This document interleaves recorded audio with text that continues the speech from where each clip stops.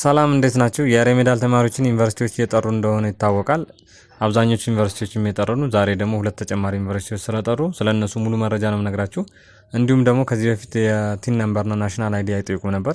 አሁን የጠሩት ዩኒቨርሲቲዎች ግን ቲን ነምበር ስለሚጠይቁ እስከ መጨረሻው መስማታችሁ እንዳረሱ።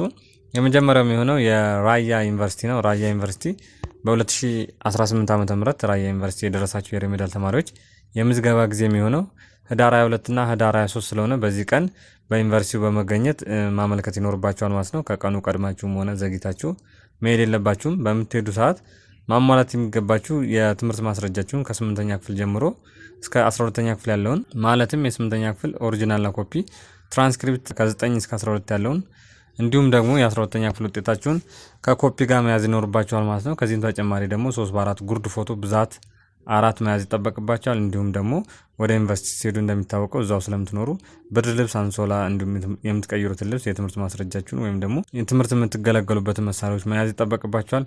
ስለዚህ ከዚህ ተጨማሪ ደግሞ ቲን ነምበር መኖር አለበት። የግብር ከፋይ ቲን ነምበር ከሌላችሁ በአካባቢዎቹ በሚገኝ ወረዳ በመሄድ ቲን ነምበር በማውጣት ይጠበቅባቸዋል ማለት ነው።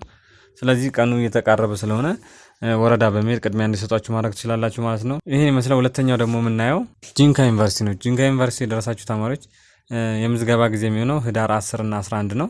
እንዲሁም የትምህርት የሚጀምረው የትምህርት ክፍለ ጊዜ ከተመዘገባችሁ ማለት ነው ህዳር 15 ላይ ስለሆነ ይህን ሁሉ አውቃችሁ የሚያስፈልጋችሁን ማቴሪያል ይዛችሁ መሄድ ይጠበቅባችኋል። እንዲሁም የትምህርት ዶክመንት መያዝ ያለባችሁ ከ8ኛ ክፍል እስከ 12ኛ ክፍል ያለውን ኦሪጂናል ሰርተፊኬታቸውና ኮፒ መያዝ ይጠበቅባቸዋል ማለት ነው። የ8ኛ ክፍል ትራንስክሪፕት እና የ12ኛ ክፍል ውጤት ማለት ነው። ስለዚህ ልብሳችሁን የምትቀይሩት አንሶላ፣ ብርድ ልብስ፣ እነዚህን ነገሮች ማሟላት ይጠበቅባቸዋል። እንዲሁም ደግሞ ጉርድ ፎቶ መያዝ ይጠበቅባቸዋል ብዛት 4 3x4 ማለት ነው።